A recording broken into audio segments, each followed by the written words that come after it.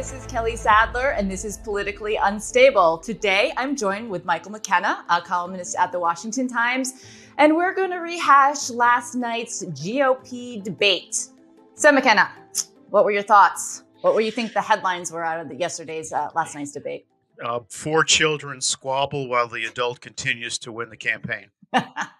I mean, it's like, why even debate? I'm interested in seeing what the viewership numbers are, because I know the last time they debate prior to last night, the viewership numbers were terrible.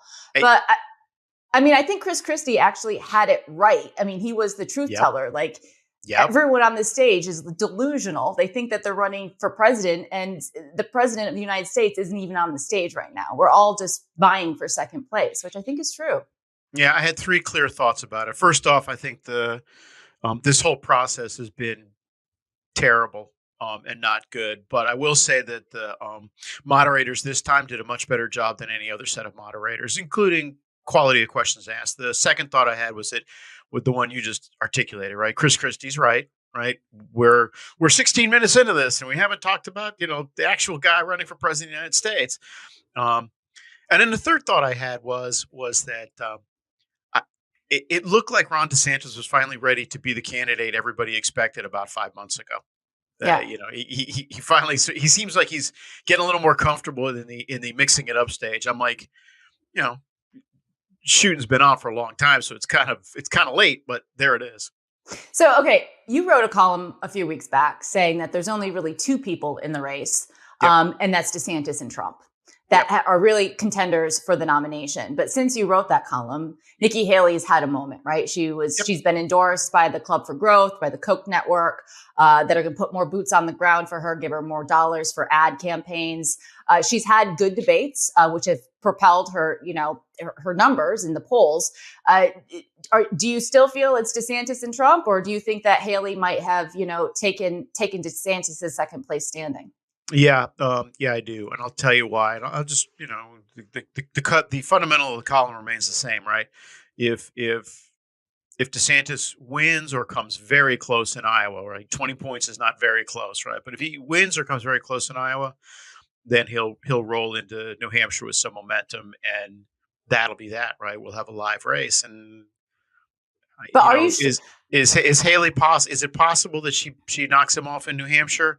Maybe, but Chris Sununu is probably not going to endorse anybody who doesn't win Iowa, right? And he's a never Trumper, obviously. That's right. That's right. If Trump doesn't win, right. And if Trump wins in Iowa, we're done, right? There's no other campaign left, right?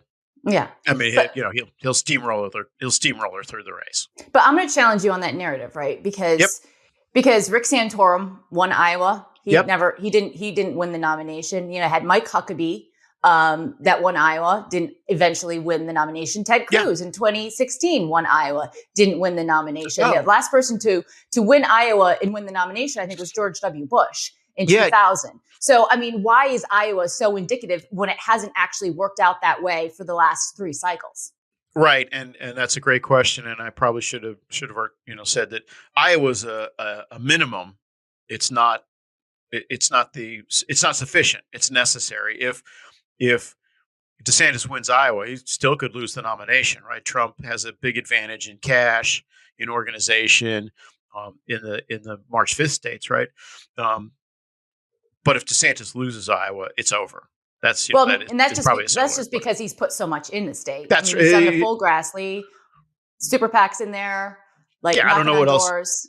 It's the right answer, right? Given where the campaign was when 3-4 months ago when they made this decision, they had to do it, right? It's the only chance. So I don't blame them. I just, there's no way around it, and I think he's done a good job. I'm not sure he's going to win. Well, why? He was very favored, right? After he won the Florida governorship by a large margin, the media turned their heads and it crowned Ron DeSantis the next big thing for within the GOP. I mean, he was on the cover of the New York Post. Rupert Murdoch's Fox News went in hard for him.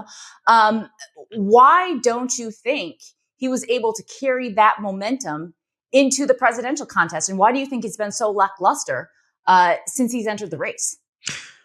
Yeah, I think there's there's a couple answers to that, right? And we're going to do an autopsy at some point, but he his personality is not well suited to modern campaigning, right? It's better suited to campaigning from 2 generations ago, where command of the facts and experience and record were more important than, or at least as important as personality. You saw some of it last night, right? Um, his I don't want to be I want to be careful here. His resting face is not sunshiny, right? He rests. I grew up with lawyers, prosecutors. His resting face is out of a prosecutor. He's listening to a witness, as this guy's, as the witness is spinning his story, and he doesn't, laugh often enough, and he doesn't seem very comfortable with the surfing that modern campaigning is, right? And Donald Trump's great advantage is he's totally comfortable getting on a surfboard and just seeing what happens. And that's, if you had to say the one thing that differentiates the 4 candidates last night from President Trump is President Trump's very comfortable picking out a wave and riding it. And these 4 look like they're waiting for their ferry to show up. Yeah. And, it's just and DeSantis, Governor DeSantis, is a lot like that. Which makes him a great governor, right? Because it's focus, and I'm going to do this, and I'm going to see it through. But a suboptimal candidate.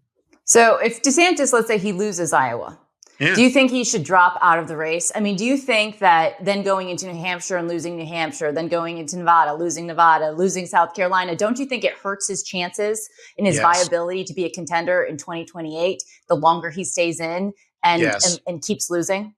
Yes. I think that question is going to get tangled up with what actually happens in Iowa, right? If it's a washout, like the surveys say it's going to be a washout, and keep in mind, Iowa's, this better than I do, Iowa's a caucus state, so surveys are not instantly translatable.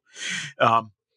If it's a washout like the surveys say it is, he should probably get out of the race. If it's close, I can imagine he's going to hang out and wait to see what happens in New Hampshire, only because it's 8 days later.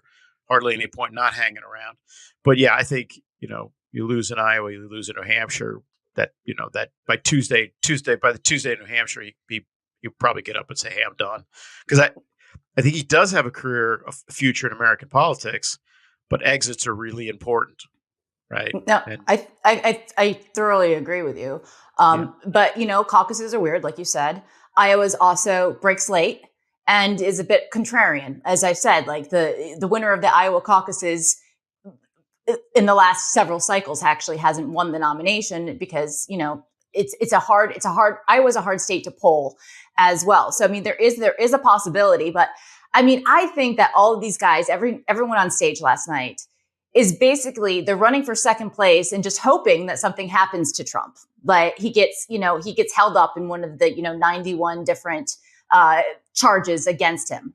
Or something pops out for Jack Smith's case with the special counsel and he has to end his campaign. What do you think about that? I mean, what is their strategy for staying in the race, being so far behind Donald Trump? Because in national surveys, I mean, he's like, Trump's almost like 40 points ahead. In state by state surveys, he's well over 20 points ahead.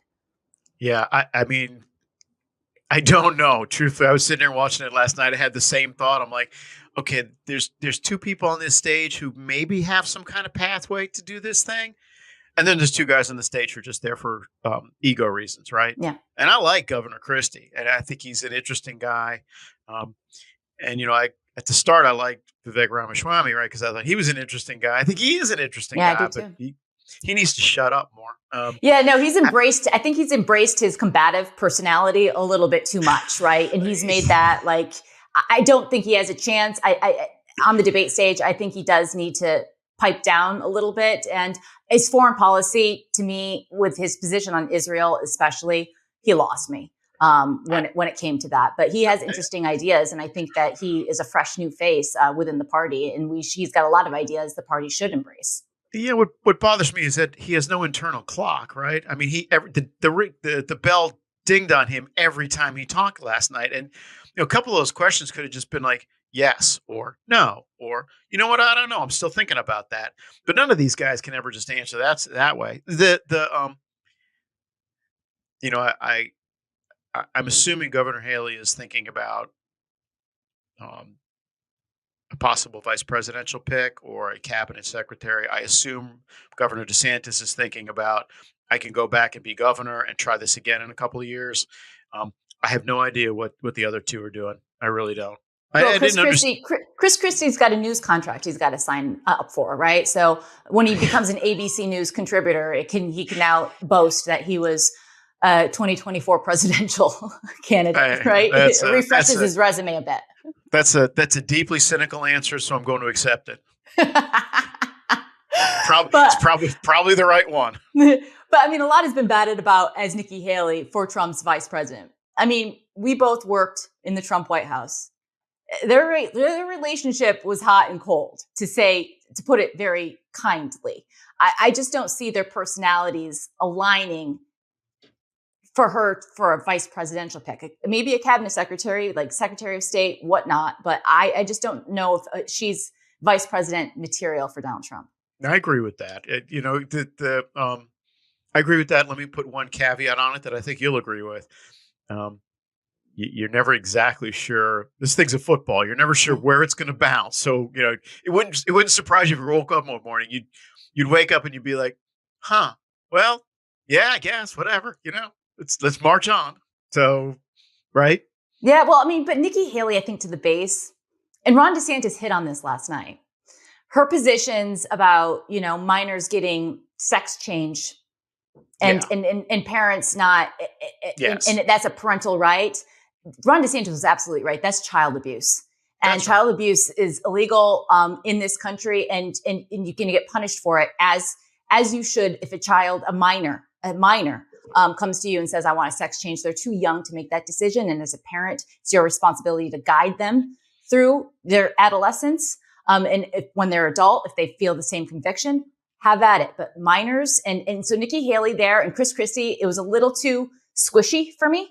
And Nikki Haley, I always go back to after January 6th, she was very quick to condemn President Trump and call it an insurrection.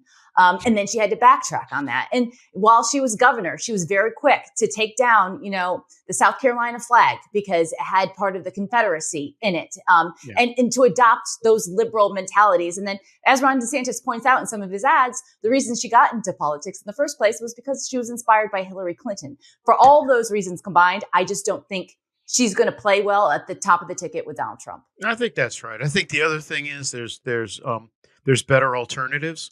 Yeah. Including, by the way, if you're looking for the South Asian Hindu community alternative, I could easily imagine the president picking Tulsi Gabbard in front of Nikki Haley. That would be a wild card. I mean, sure. What do you think is most likely? Because with Trump, you never know, right? And I think that Axios came out with a lengthy article about people in different positions, and I laughed at it. I thought it was comical. It was so dumb. It's like, you don't know Trump hold it all. Well, who's your source? But who do you think would be the best vice president pick for Donald Trump, saying that he sails through and wins the nomination? Yeah, I would. The urge is going to be to pick somebody in D.C. or a governor. Tulsi Gabbard might be. I thought this for a while might be the most interesting answer. Mm-hmm. He's a veteran, right? He's a little bit off the beaten path. Mm-hmm. I think he's going to want to pick somebody like Marsha Blackburn. Really? No, but you asked me to pick, so I know I did. I'm sorry. No offense. I know everybody. I know the betting is on the governor of South Dakota. I don't think so. I don't think so. I think there's just too much anger in that. Mm-hmm. Right? It's not going to. Yeah, for various internal reasons, I don't think that's going to happen. So, so I'm looking around. I'm thinking, okay, who do you got? And three names keep coming cycling into my head: Elise Stefanik, Marsha Blackburn, Tulsi Gabbard, because they are all in their own way aligned with the boss and have a vibe that could work with his. That's do you think it has to be a woman? No. I could imagine him picking. I imagine him picking a male of a non-white male. But what about Tim Scott? Yeah, Tim Scott is the guy that comes to mind most readily. The question I have there is, what does it get Tim Scott? Why would he say yes to that? Well, he's next in line to the presidency. Yeah, you know, I think if I'm Senator Scott, I might be thinking, you know what, I could run for the presidency all by myself. Well, he did, and he failed. I know he failed. I understand that, but almost everybody fails their first time, right? I could think of one guy who won on his first time out. So, I maybe is the short answer. We're probably about 2 months ahead of the thinking on this thing because I'm not convinced of any name I've heard yet. Okay. So one of the things last night that I was a little disappointed about, and you brought it up at the top of the show, basically that it was four people squabbling amongst themselves, and there was a lot of tearing. Everyone ganged up on Nikki Haley because she has seen a surge in the polls. And when I say surge, it's been a 4 point climb. It hasn't been that big of a deal, but the race is so boring. Us pundits have to have something to talk about. But it was feuding amongst themselves. There was not a lot of attention put on Joe Biden and Joe Biden's policies, and there wasn't much attention put on how they're going to combat Joe Biden's policies, right? We know what Donald Trump will do because Joe Biden basically came into office and reversed all of Trump's policies. So Trump will go back into office and implement the policies that he had. Like the dictator comment on day one, I'm going to undo all the executive orders that Joe Biden did in his first 100 days. So that's very clear to me. But given Joe Biden's record to date, what do you think are the primary hits whoever wins the nomination should campaign on, knowing that it's going to be a matchup, them versus Joe Biden? Yeah, oddly enough, I think the guy who had the best answer to that question over the course of the campaign, better than presidents so far, right? Because the president's always leavened in with a bunch of personal stuff, and these guys don't like me, and you know what? But if you like me, I'll do this, this, and this, right? Doug Burgum actually had the best answer. I suppose he still does, right? He said, "Look, the three big challenges of this country are the economy, national security." He means China, right? Mm-hmm. And energy, and those are the three areas where President Biden has failed, right? Demonstrably failed. Mm-hmm. And Burgum's like, Burgum hit those three. I myself would add immigration. Yep, southern border. Exactly. So, but those four are without a doubt the right answer. Mike Huckabee said something the other day that I thought was funny. He said, Kevin McCarthy had 17 policy points he was working on. Yeah. And Governor Huckabee said, look, you should have three. And he had gas and groceries and something else. I can't remember what the third one is. Yeah. But he says people can't remember more than three or four. As you can tell. Let alone 17. A man of my age can't even remember three. So I think it's right. But Burgum's got the right answer. And if, to your point, if you listened last night, there's almost no talk any of that stuff. No, there wasn't. I mean, I think the number one issue, and we see it in poll after poll, so I'm not making it up, is the economy. And people don't feel like they're better off than they were 4 years ago. And they're feeling the price increases in the grocery store, at the gas pump. And that is tied very heavily to Joe Biden's energy policy, right? Without energy independence, when we turn off the spigots here in the United States and go begging for oil, to Saudi Arabia, to, Venezuela, that really impacts, the price of every good on the market. So I think that it's a very easy sell, intangible to the American public. Like, what are you going to do to make my life better? Because that's really all it comes down to when people go to the voting booth. It's like, what is this candidate going to do to make my life better than it is right now? Yeah. And that's the thing, two things, right? The thing I haven't understood about any of this campaign is why hasn't anybody asked the Ronald Reagan question, right? Yeah. Are you better off now than you were 3 or 4 years ago? And the answer is no. The other thing that's real important is there's only two numbers that most Americans can give you immediately, right? One of them is their rent or their mortgage. They know that pretty much down to the dollar. And that's directly affected by interest rates, right? People see that stuff. And the other thing they know is the price of gas because you drive past it 400 times a day. So, those are the two prices that two things they spend, everybody knows about. And that's why everybody's looking at the world that's one of the reasons why everyone's looking at the world like the economy's in a ditch, because everyone's personal economies Mm-hmm. is in the ditch. Mm-hmm. Yeah, and So, foreign policy usually doesn't play heavy in presidential elections. Do you think it will this year? I think the people, forget what I think. The surveys show, and I think that voters are way ahead of their leaders um, on China.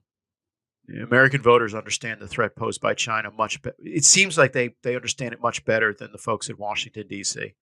The most gratifying moment Governor Haley had last night was she said, "Hey, we should ban TikTok." Yeah. And I was like, Republicans have been talking about banning TikTok for 5 years. And haven't You've written about it extensively. Yeah, exactly. I'm like, when it comes to China, they're all talking no action, basically. Exactly. It's the low hanging fruit. We can't even do that. But the voters are ahead of the leaders on this one.